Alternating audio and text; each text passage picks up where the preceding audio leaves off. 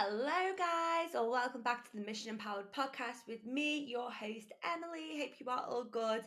And this is our sort of part two from last week's pod. So, last week's podcast was the pregnancy podcast. It was super emotional. It was amazing for me. On the difference I felt after recording and posting that was nothing less than phenomenal. I genuinely felt like a huge weight has been lifted, and not necessarily what's the way, like not even like a sigh of relief, but I was just like, that was so the right thing to do. That's what I felt like. And even off the back of that, I remember I posted it because the uploading scenario of how I have to do the podcast now is so long-winded. Anyway, I ended up posting it overnight, and I think about an hour after posting it, I had like 3 people message me who'd listened to it, and they were like, "Oh my god, like I related to that so much." And even that for me was just like, okay, that was so the right thing to do. Like, sigh of relief, yes. And then it went wild. Still going wild now. The amount of women that messaged me and said, I cried listening to that because I related to that so much. When I found out I was pregnant, I felt exactly the same, that everyone around me was elated and I wasn't. And I thought, what's wrong with me? And the saddest thing was that everyone said, and I told no one. Didn't tell anyone I felt like that. And I thought, that's literally what's wrong. That is why I felt so alone, because nobody puts it on Instagram. So you may have seen, I've only posted like twice about it on Instagram because I've had so much else going on with the business. This weekend we're launching the Fit and Six, and we've got our big Mission Empowered live event on Saturday as well. No promises, but absolutely I'm trying to record it. I've got someone come and help me with the technical side of things. So the event on Saturday is hopefully going to be recorded. We can upload that as part of the podcast because that's going to be great. We'll talk about that in 1 second. But yeah, so I've posted on Instagram a little bit more about like the highs and lows of like what the past 3 months have been, well, 4 months next week.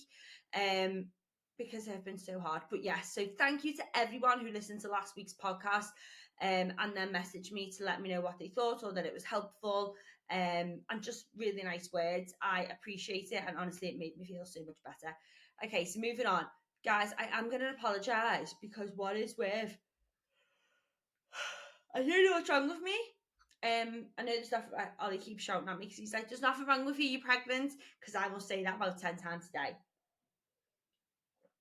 I don't know yet whether I'm a little bit dehydrated. I've had a pint of water and a peppermint tea. I've had my breakfast and I've been on a walk, so I should be like pumped. But anyway, here we are. Let's get into it. So this is the follow on. Hopefully not going to cry. I'm not really in the crying mood today. I'm feeling good today. So the up and down days are so fucking real. Yesterday was a down day. I was on the phone to my mum and was just like, I feel really uncomfortable in my skin. I feel like I am the Hulk that is like expanding. And then today I woke up and was like, okay, no, I'm good. Yeah, I'm good today. So I'm just sort of, that part I can embrace, because I'm just like, oh, well, I'm going to have good days, I'm going to have bad days. It's just one of them things. So I'm getting to grips with that. So this week's episode, we are going to cover everything that I just didn't cover last week. So food, supplements and workouts in your first trimester, or in my first trimester. I have got something really exciting to announce that is coming after this whole week of madness has been and gone. You know me, I'm not one to shy away from a challenge or take any fucking downtime. So I have got something really exciting to talk about over the next few weeks that is to do with pregnancy. And yeah, and it's just, again, one of them things that just feels so right since I started talking about my own pregnancy and stuff, something like that, because I feel like it is missing. So yeah, that's coming. Okay, so like I said, food, supplements, workouts in that order. Let's get into it.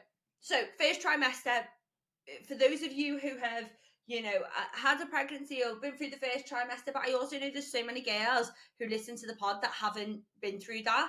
And I think, yeah, for me, I'm just going to try and make this less like informative, but more like about me and relatable and, funny.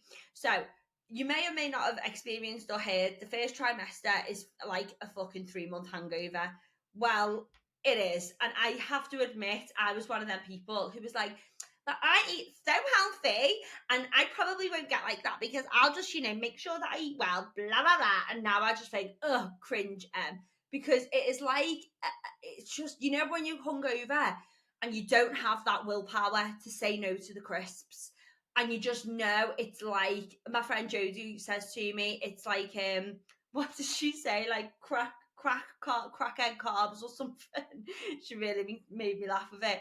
But it's so true. It is literally like that is the only thing that's going to stop you feeling sick or that you want. And from someone like myself who if you follow me on Instagram, if you hear me talk about this, I love veg, fruit and veg, always have done, loved it. Never been a problem for me. Variation, yes, great. Tell you what, gals, it was a challenge. So doing what I do for my job, being pre and postnatal specialist, having a nutrition coach and all that, I know the importance of getting fruit and veg, and it's not just get your fruit and veg. And I understand about micronutrients, about fiber, about energy, about goodness that we get from them types of foods, immune system. So I didn't stop getting them in. I found it really difficult, and if I was gonna have veg, I was like, right, well, I need to have the carbs with it. I need to have something with it because the thought of just eating plate of veg or a salad with protein, even now, it's weird. It is like it turns my stomach slightly, and that is coming from me. It was like veg queen, you know. If anyone's listened to that old podcast where I accidentally said eat your fruit and veg, that was always a good one. If nobody's listened to that podcast, that's going to sound weird. But yeah, so like I am like fruit and veg queen.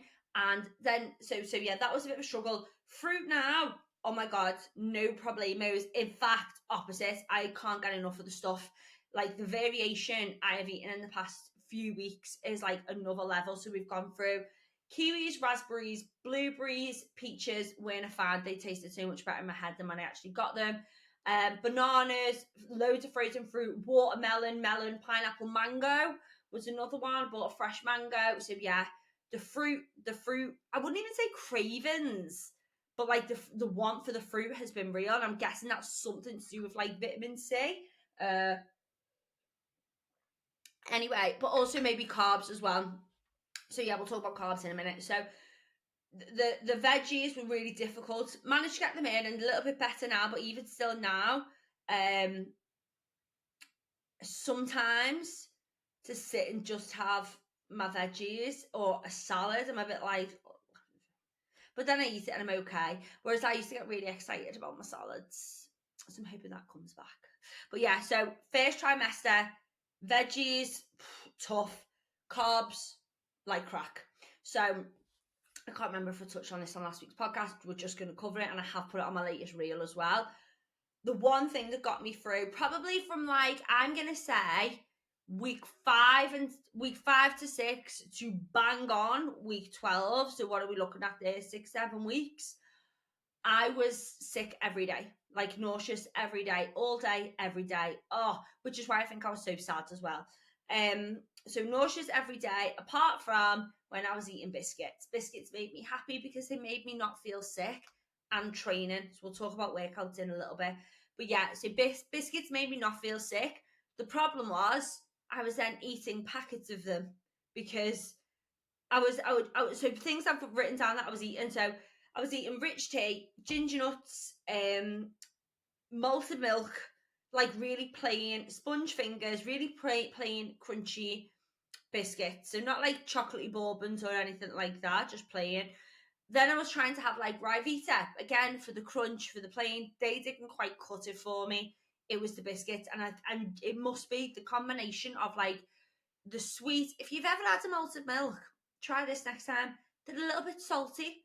They are. So they're like sweet, salty, crunchy, lovely. Sorry, everyone's going to go and want to have a biscuit after listening to this. We'll bypass the biscuit section. So yeah, biscuits for me were just problematic because they were the solution, but then also I was eating a lot of them, and it was so tough. Yeah. Anyway, we've passed biscuit gate now, so that's good. But yeah, the beige was real, and it's not even like I was craving, bowls of pasta or Mackies or chippies or anything like that. It wasn't. It was literally just biscuits. I also feel like where I'm at now, I've with food, is there? Oh God, I've just said something in my head, and I've heard someone say this before. You can't really fulfill what you want. Like nothing really tastes phenomenal. Nothing. I mean, chocolate tasted pretty good at Easter weekend, but like nothing is really bang on hitting the spot. Do you know what I mean? So that's something else like I've experienced is that I used to be a real excited about like foodie and stuff like that, whereas now I'm not too sure. Yeah, I feel like my taste buds slightly changing, which would absolutely be normal when you go through hormonal changes. Your taste buds do change. So yeah, so that's where we're at. So yeah, food is a bit of a struggle. Now I did stick to though, because I was struggling, I was like, well, I've got two options here. I can moan about struggling, or I can eat what I know is good for me and still struggle. So, because it was a bit of a lose-lose situation, So that's what I did, is that I kept my staple meals in. Every day, even in pregnancy, I've rotated my breakfast. So my standard breakfast is my protein shake, with my berries in, with my high fiber cereal, my chia seeds, and some berries on top. So I've either had that, or I've had my yogurt with my cereal, or some days when I was like really hungry or really wanting the carbs, I would have porridge. But porridge for me for breakfast, it just always feels a little bit heavy, makes me want to have a nap after. So I don't always have porridge. So yeah, I've kept with my protein in for my breakfast. My lunches, if you've followed me on Insta, you will know that I'm a big salad head. Like, them are just my faves. And as I said, I struggled with the volume of veggies, so I did have to swap that to a salad thin with some grapes. Grapes, oh my god, grapes are the savior right now. Yeah, with some grapes, and then I was have like a bag of crisps or snack or something. Again, it was that crisp, it was that crunch, it was that dryness. Sounds awful, doesn't it? But yeah, that's what I was having, and then some fruit. And then my evening meals, again, they just kept the same, just kept having carbs in. I did go off stir fries, or I have gone off stir fries, and again, fucking love a stir fry. But I think it's like the volume of veg.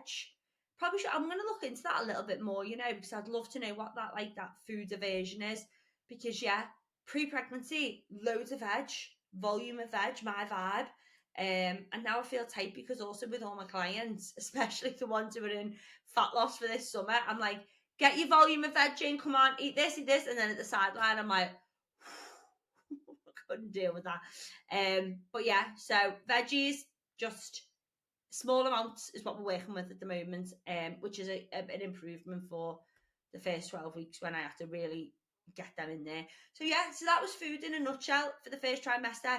No like insatiable cravings, more food aversions. And like I said, it wasn't that I was craving biscuits, just biscuits for me were just tying me over. So I became like reliant on them. But yeah, since I hit that like 12-week mark, everything just got a little bit better. So the veggies have made a comeback. The fruit is still up there. I'm getting my protein in. That is one thing actually I'm very happy about, is that so many people or women that I've worked with in their first trimester like go off meat and go off any sort of protein. I'm so glad that didn't happen for me, because I don't know what I would have done if I could literally just live off carbs. I'm guessing I would have felt terrible, because even for me now, and I said this on last week's episode, part of the reason I think I felt demotivated and sluggish and down is because I was eating processed food. I was eating a lot of biscuits. I was eating a lot of sugar. I probably experienced a lot of sugar crashes. And that's also obviously plays a huge part in our mood, which is why when people come and work with me and we change the diet and we improve their diet, they also say sleep has improved, my mood's improved, my energy, my overall outlook has improved. And that absolutely is down to them food choices that we're making. So yeah, I'm trying to think if there's anything else food wise, but no, there isn't. Still kept a balanced line, but we just added things in.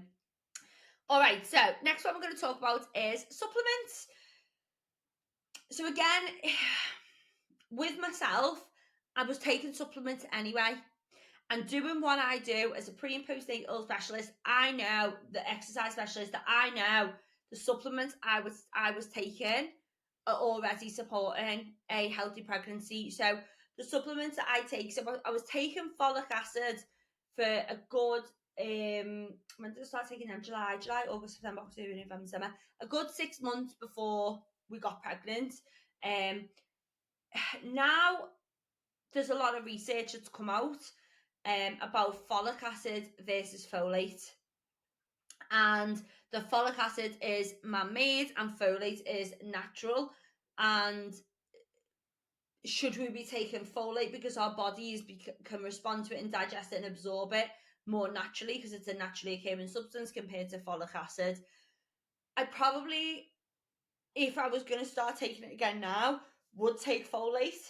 But as I said, I've taken folic acid. Even the midwives still recommend you avoid to take folic acid, but there is new evidence coming out to say, folate is a little bit better. So I'd probably recommend to go and do your own research if you are looking at taking folic acid, or you are thinking about getting pregnant or trying to conceive. Maybe look into folate and see what you think there. So anyway, folic acid is what I took, okay? But then there's other supplements that I take that I've been taking and I'm still taking, are just the ones I was taking before. So my omega-3 fish oils, I took them before I was pregnant. I've took them all the way through. They are something that is recommended because this is what we get from our oily fish. Okay, so again, it's an overall well-being supplement that we should be taking regardless of pregnancy. If you haven't, I'm not going to dig into each one, girls, because this is quite repetitive. Everything I'm going to say now is in the supplements podcast. So if you do want to know a little bit more about that, it is in the supplements podcast. So yeah, my omega-3 fatty acids, I'm still taking them. My vitamin D3, I'm still taking that every day. I took it before, I took it after. We should be taking it anyway if we live in England, because we don't get, or live in a country, international listeners. We live in a country where we don't get a lot of sunlight, or if you are in even a sunny country, but it's a winter month, they recommend you to take vitamin D3. Us UK birds should be taking it all the time. So again, you can go and listen to the podcast, but I've still been taking that. And then, what else have we got in here? Hang on. So we've got omega-3. Oh, okay. I tell you what I did when I stopped taking was my glucosamine sulfate. So, I wish I had the website for you. I was taking glucosamine sulfate for my joints because I experienced a bad back, and I had a bad back years ago, and I took glucosamine sulfate and it helped. I started getting this reoccurring bad back not last year, the year before. I then started taking glucosamine sulfate again and it helped. So for me, I was like, okay, it's helping. Glucosamine sulfate was the one supplement that I was taking that when I did my research, there wasn't a lot of research. So it wasn't saying it was bad, but there was no research saying it's absolutely fine. In fact, it's beneficial for you. So I was like, do you know what? I'm just going to not take it and just see how we get on. Luckily, I've been fine, which is great. But yeah, that was the one that I did stop taking when I found out I was pregnant. Actually, probably about 10 weeks after, because it was when I went to see the midwife and I asked her. So back to the ones that I'm taking. So omega-3, vitamin D3, folic acid, creatine monohydrate. Right, so creatine monohydrate is still a bit of like a buzz supplement, I would say, in the whole fitness world. And not annoyingly, because I'm glad it's getting recognition, but it's not even a fitness supplement. Like creatine monohydrate, it helps you take it helps us take the energy from the food and transfer it into energy into our bodies to rebuild cells. It hydrates our muscles. Like it helps convert energy. It is a naturally occurring substance in our bodies, but we just don't create enough of it to be optimal, which is why we supplement it. So now there are so many studies coming out and looking at creatine monohydrate for the elderly and for children. Okay, and creatine monohydrate has now been studied and proven safe to take when pregnant. Okay, for me, it's the absolute opposite. It would baffle me to not take it when I'm pregnant because I am building a human. By the way, girls, totally still fucking freaks me out when I talk about this. But I'm building a human inside me, which is taking up a lot of energy. And what is that building a human consistent of? It is consistent of, rebuilding of cells, producing new muscle tissue, all of this stuff that creatine monohydrate helps me do. Why would I not take it when I was pregnant? So I think this is the big one that I probably want to reassure. But as always with everything, girls, I am not a health provider. I am giving you like my experience and my guidance. Please go and do your own research. But yeah, creatine monohydrate has been proven safe to take, and in fact optimal to take whilst pregnant as well. So that is why I'm still taking that. And the last supplement then that I'm still taking is my whey protein. So again, I have this in my breakfast every day. If I'm not having my yogurt, I do have it every single day. Now, with this, again, proven safe, okay? Proven safe. There's nothing to say it is bad for you, you can't take it when you're pregnant. The only thing that has come up in my past experience is people going through IVF, trying to conceive, having, a little bit of a problem trying to conceive, or having a big problem, or whatever, going through like some medical procedures, trying to conceive. They have been advised to take everything that is sort of like synthetic out of their diet. Now, obviously, what we have to understand about whey protein, it is a processed form of protein. Although it is very high quality and it is very close to the protein that we're getting, because it is still an animal protein, the protein we get from food and meats and stuff like that, it is still classed as like a synthetic product. For me, I've kept it in. It helps me hit my protein goal. It's part of my breakfast. It was in my diet before. Like I said, I've researched. I know that it's safe, but I feel like I like to come on the podcast and give you the information of what I've heard, what I've seen, what I'm doing, just so we have like an array of things, rather than just coming on being like, carry on taking whey protein, nothing, Like, there are some people out there, pregnancy aside, trying to conceive aside, whatever, who literally they don't take whey protein, they don't want to take it. And that's fine, because each to their own, But like I said, there are studies to show it is absolutely fine to have when you are pregnant. So yeah, they are my supplements. I haven't, oh, sorry, the dog's just barking at someone. I've got a meeting with my midwife next week, and I'm gonna ask her about taking any more supplements, because supplements I am thinking about taking is I'm not taking any specific. I don't know if you can hear the dog, but it really puts me off when he barks. I'm not taking any specific like pregnant care. I've aimed to get a balanced diet in. I'm taking a big bulk of supplements that I know are important for health anyway. But I am going to speak to my midwife and just see if there's anything else that, she thinks I should be taking. I think the thing sometimes we've taken things like multivitamin or pregnant care, and I've spoken to a lot of my clients and friends who have been through this, is sometimes if you go from nothing to a big dose of supplements, you can get some side effects of like, tingly fingers, and just feel like a little bit off because of like the complete changing from nothing to a lot. So for me, yeah, I try and follow like the good guidelines of foods as well, which is, getting your oily fish in, getting your red meat in, lots of fruit and vegetables, a varied amount of fruit and vegetables. I have like my nuts, my chia seeds, my olive oils. Like, I really try and get a lot of variation of nutrients and vitamins and minerals from my food. But the ones that I take, I know are the ones that you just can't get enough of from a diet. But yeah, so I'm going to speak to my midwife on Tuesday and see what she says. But they are supplements so far. Okay, last little bit then. It's a little bit shorter, a little bit more positive this week on the pod. We're going to talk about workouts in trimester 1, and I'm probably going to follow this up with workouts trimester 2 and 3, and I'll just do a little catch up of the years.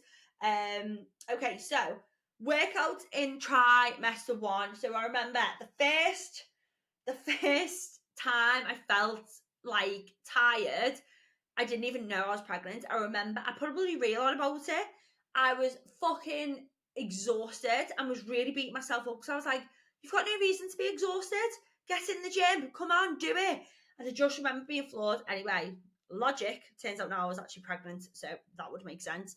But yeah, so for me, the first trimester, again, was probably equal balance between mentally hard and physically hard. Physically hard because of the tiredness in the first trimester, that exhaustion that just fucking hits you any time of day. Like what are them, like a stun gun where you're like poof, like that, and like you're tired. For me though, mentally hard is because not in my head, I'm really doing myself a disservice here. Like, I am an athlete. I've done CrossFit competitions. I perform well in CrossFit. I'm always chasing numbers. I class myself as strong. I train well, Just because I'm not part of Team GB or anything doesn't mean we're less an athlete. I say this a lot to my clients. Like, once you're being consistent with training, you put yourself in that box, okay?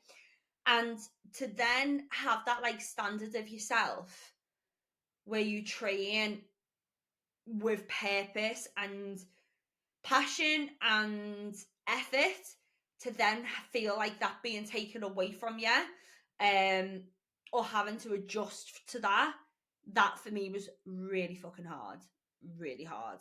And I I didn't join the CrossFit Open. So the CrossFit Open, by the way, is like a worldwide competition where everyone can join in. They do the same workouts and you see where you rank in the world. So I've done this before. Anyway, I didn't sign up to it, but I did partake in one of the workouts. I thought, oh, okay, I'd really like this workout. I know I'd not like this workout is a strength for me. I'd normally do really well on it.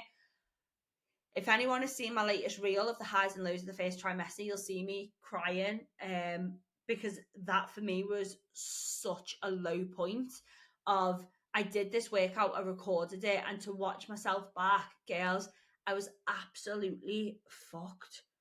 Oh my God, I just couldn't get my head around why I was so tired. Um, I knew it was because I was pregnant, but just because you know something doesn't make it feel any better. And I recorded this workout and I watched it back, and just to see myself like flagging and not being able to like push through was very upsetting for me.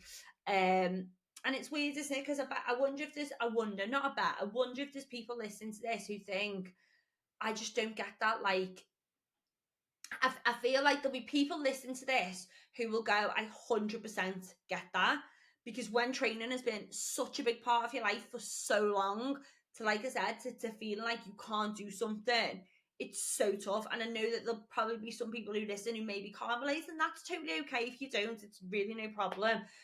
And it's just like, well, it's just because you're pregnant, like, move on. But for me, training's part of my identity, being, it's what I do for my job. It's what I want to inspire people to do. I want women, the blinds, it's like blinds me. I want women to train harder, to lift weights, to have confidence, to push themselves, to then not be able to do that. That is like the mentally tough thing where you're like, okay, crap.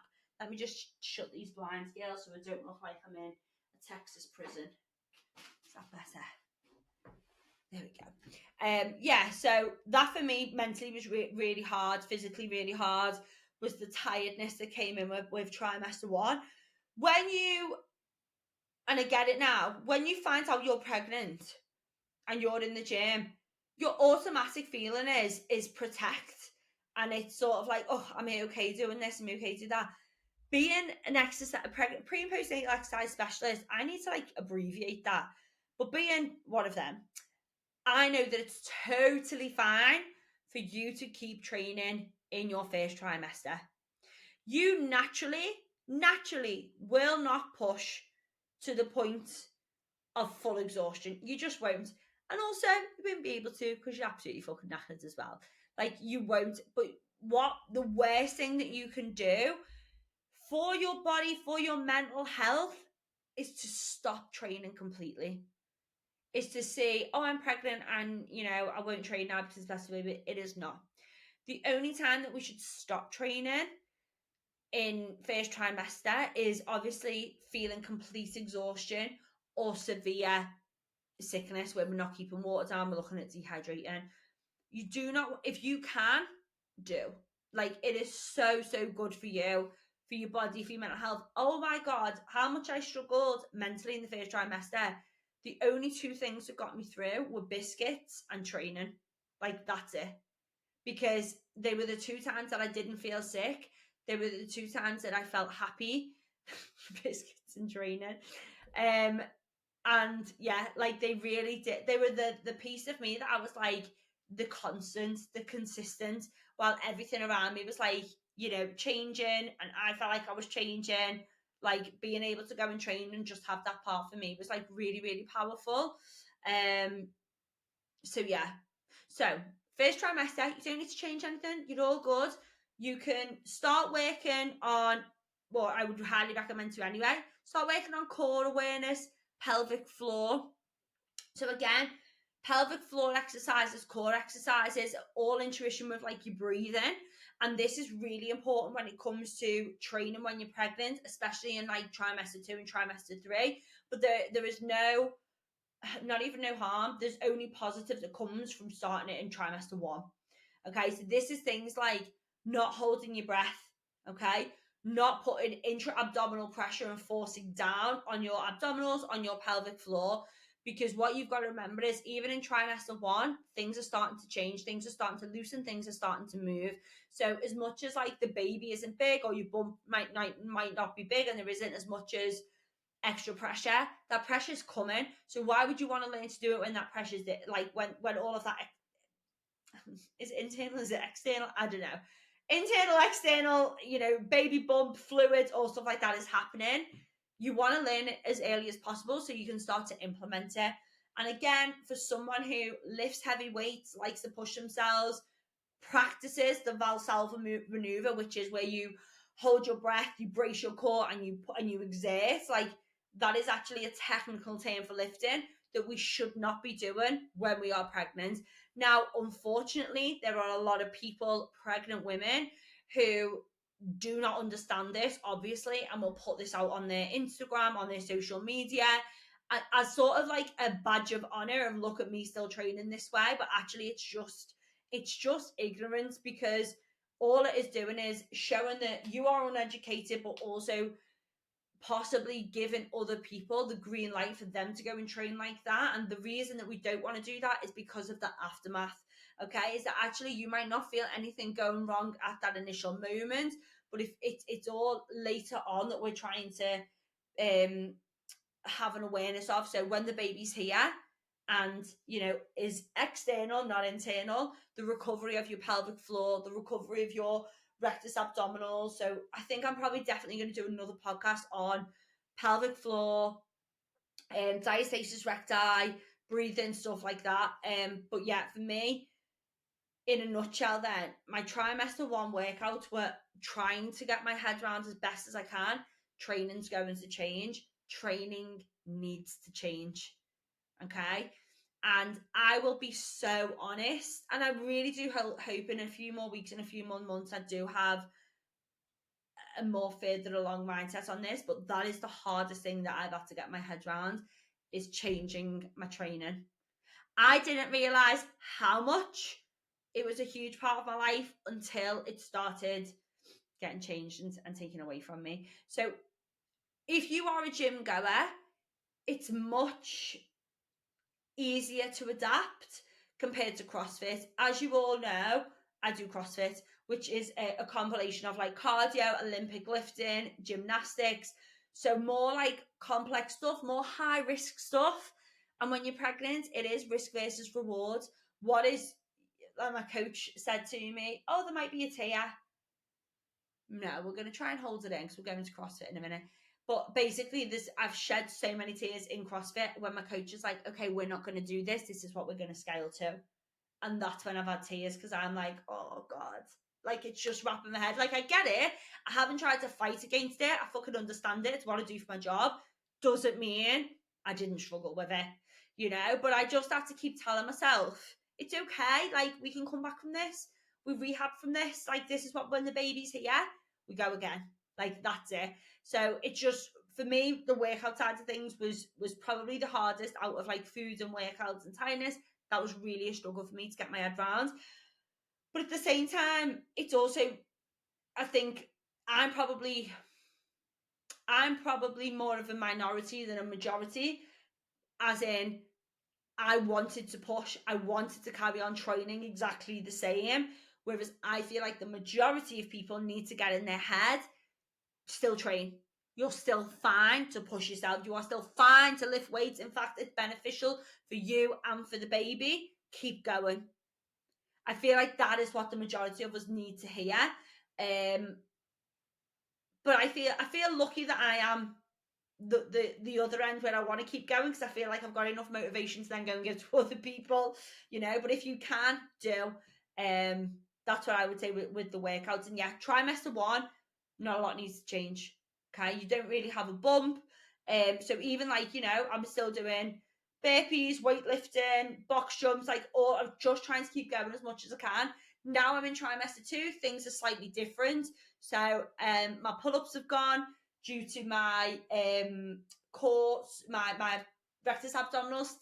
Like, oh god, quick science lesson before we finish. You've got your rectus abdominals. Inside that, you've got a sheath of skin called your linea alba. This has to stretch when you're pregnant to make room for the baby. But before it stretches, it gets weakened. You have a hormone called relaxin pumping around your body when you get pregnant to prepare everything for like widening, which is why you're at higher risk of injury when you're pregnant, because things become a little bit looser, a little bit more achier. Anyway, so this sheath of skin in your abdominals becomes a little bit more stretchy. Lovely. So when we're doing things that put a lot more pressure through that area, we can actually start to see the separation. So, such as gymnastic work on rings, on bars, arms overhead, my abs had started to like separate a little bit. So for precaution of not to intensify that, we just take them out. So it's little things like that I've had to get my head wrapped around. Imagine girls working for 6 years on perfecting pull-ups, and then one day, poof, you can't do them now. You have to wait till next year. We'll get it back. The comeback will be massive. Right. So yeah, workouts in trimester 1, all the game, keep them the same. Appreciate you're going to be tired. Appreciate you might need to take a little bit more break. But don't underestimate. It's fucking solid to get your head round. I've been through it. And then yeah, working on pelvic floor. So again, just prepping yourself to understanding about your breathing. I'll do another podcast on that. But yeah, pelvic floor. What is the pelvic floor? How do we use it? Why is it important? I'm definitely going to do a podcast on that. And then that, girls, is our part 2 of pregnancy, food, supplements, and workouts, and how I've got on. So, no tears. Woohoo! But still brutal honesty. Fucking solid. Shout out to anyone who is going through pregnancy. Absolute warrior. And anyone who's been through it before. And yeah, right. So, hope that helps, girls. And hopefully next week we will have the Mission Empowered live podcast up and running. And wish me luck for Saturday, because I am so excited. Little sprinkle of nerves, but it is going to be epic. And if you are listening to this and you do want to come, it is on Saturday. A couple of tickets remaining. Drop me a DM on Instagram @_em.powered, and I will see you there. And otherwise, have a great rest of the week, and I will see you next week. As always, guys, thanks for listening. Love you. Bye.